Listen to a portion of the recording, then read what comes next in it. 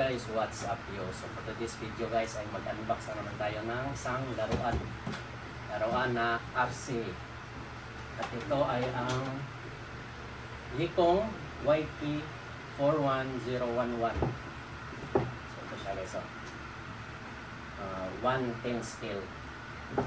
So pag purchase nito guys ay hindi kasama yung battery at saka charger. So bibili ka ng charger. Pero sa mga palaruan ng guys, mayroon namang nabibili. So, ito siya guys. Ito. So ang kasama nito guys ay yung remote control tsaka yung pinaka mismong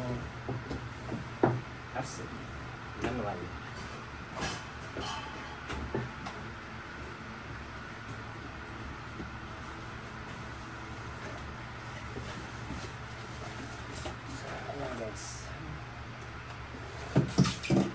So ito yung remote niya.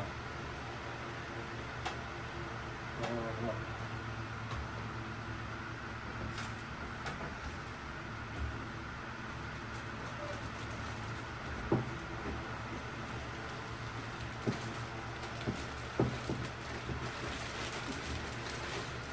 Ito na yung RC.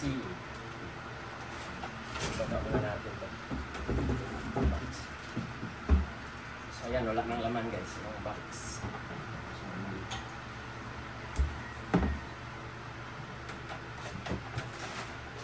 Ito yung pinaka-RC. Ito yung kasama niya, manual, saka yung pantanggal ng gulong at may sticker din dito.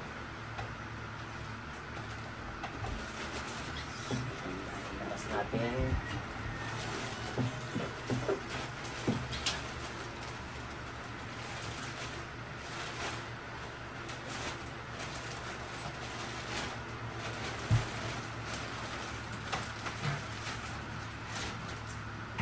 Ito na siya guys, 110 scale.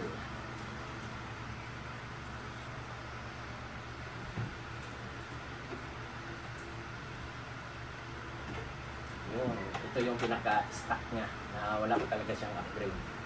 Tapos tingnan natin yung loob niya guys.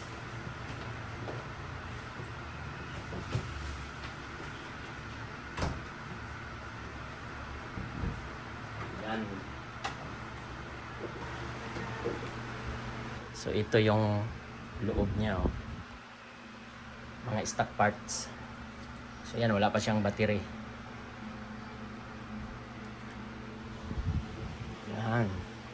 Tapos yung ano pala nito guys, yung sa kanyang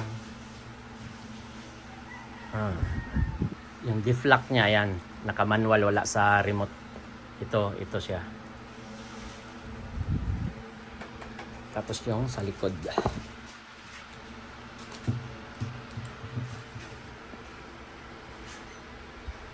Yan.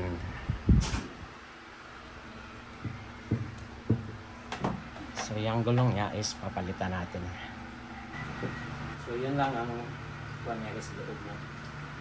Tapos i-road test na rin natin. Dahil may nabili na rin akong battery na LiPo 3S. Tapos ito yung charger na nabili ko, yung B3. So 5,000 to.